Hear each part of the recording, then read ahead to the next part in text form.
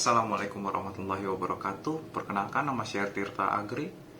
Dalam kesempatan kali ini saya akan membahas materi tentang pembelajaran organisasi. Apa sih pembelajaran organisasi? Pembelajaran organisasi merupakan konsep penting dalam menciptakan fondasi yang kuat bagi kesuksesan sebuah organisasi. Nah, langsung saja kepada konsep organisasi pembelajaran.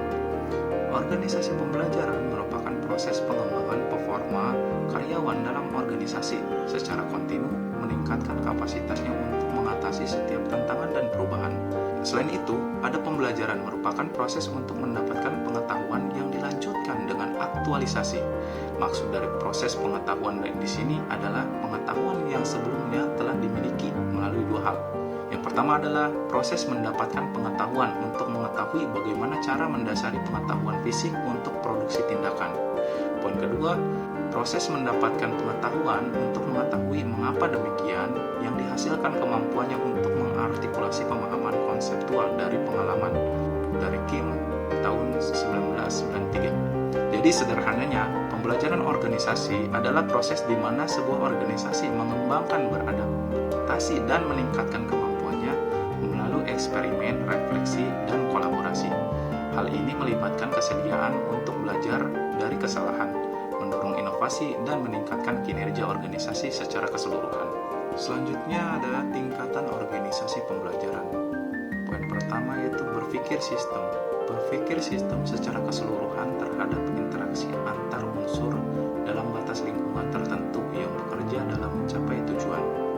Yang kedua adalah personal mastery atau penguasaan pribadi, yaitu upaya keahlian terus-menerus dalam mengklasifikasi visi pribadi, visi organisasi, memfokuskan energi, mengembangkan kesabaran, melihat dengan objektif, dimulai dari hal yang sungguh-sungguh bagi organisasi. Yang ketiga adalah mental model. Kemampuan sikap mental model, mental yang dimulai dari penguasaan pribadi yang tinggi dalam keadaan hidup selalu belajar. Yang keempat, membangun visi bersama. Kenyataannya perjalanan terus-menerus sepanjang berhubung dengan visi kepemimpinan yang memberi inspirasi pada organisasi, merupakan kapasitas untuk berpegang pada gambaran bersama akan keadaan yang ingin diciptakan di masa yang akan datang. Poin kelima yaitu tim pembelajaran. Pembelajaran dalam tim dimulai dengan dialog, merupakan kemampuan anggota tim untuk menunda asumsi dan masuk ke dalam pikiran bersama secara murni. Dari Seng pada tahun 1994. Selanjutnya ada teori pembelajaran dalam organisasi. Yang pertama adalah operant conditioning atau Skinner. Kondisilah yang membuat perilaku orang mau belajar secara sukarela untuk memperoleh imbalan atas prestasi atau kegagalan atas kesalahan yang diperbuatnya. Yang kedua adalah classic conditioning atau pengkondisian klasik. Ivan Pavlov, ahli psikologi Rusia, melakukan eksperimen dengan mengajarkan anjingnya untuk merespon suara lonceng.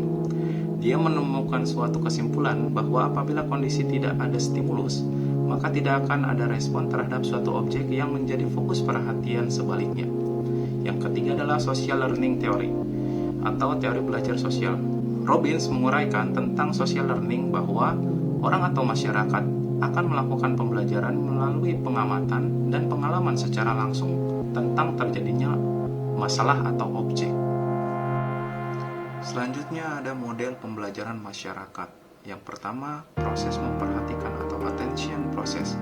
Secara singkat, proses memperhatikan dalam pembelajaran organisasi berarti memberikan perhatian yang cermat dan teliti terhadap berbagai aspek yang terjadi di sekitar organisasi, baik itu dalam hal perubahan pasar, tren industri, kebutuhan pelanggan, maupun dinamika internal organisasi itu sendiri.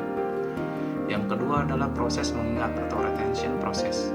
Proses mengingat dalam pembelajaran organisasi merujuk pada kemampuan untuk mengingat dan mempertahankan informasi yang telah dipelajari dalam konteks pembelajaran organisasi. Yang ketiga adalah proses mesin untuk meniru atau reproduction process.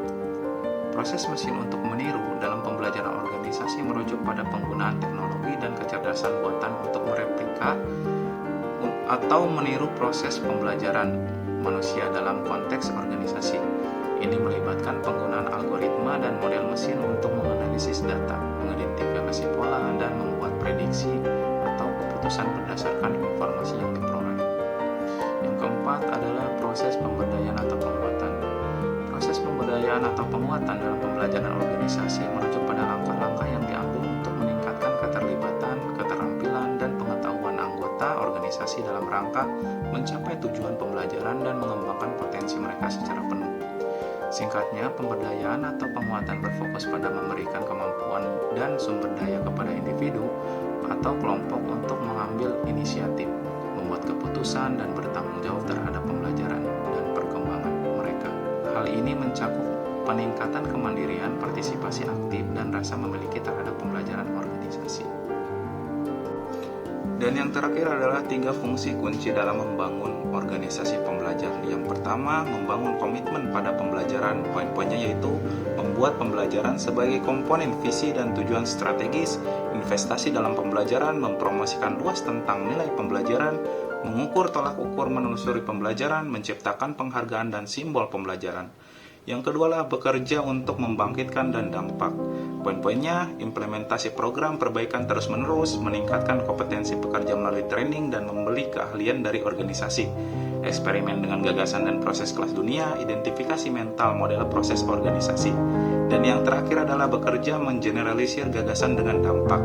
Poin-poinnya, menciptakan prasarana yang menggerakkan gagasan sepanjang batas organisasi dan memutar pekerja dari batas fungsional dan visional. Oke, mungkin cukup yang bisa saya sampaikan pada kesempatan kali ini. Kurang lebihnya mohon maaf. Wassalamualaikum warahmatullahi wabarakatuh. Bye.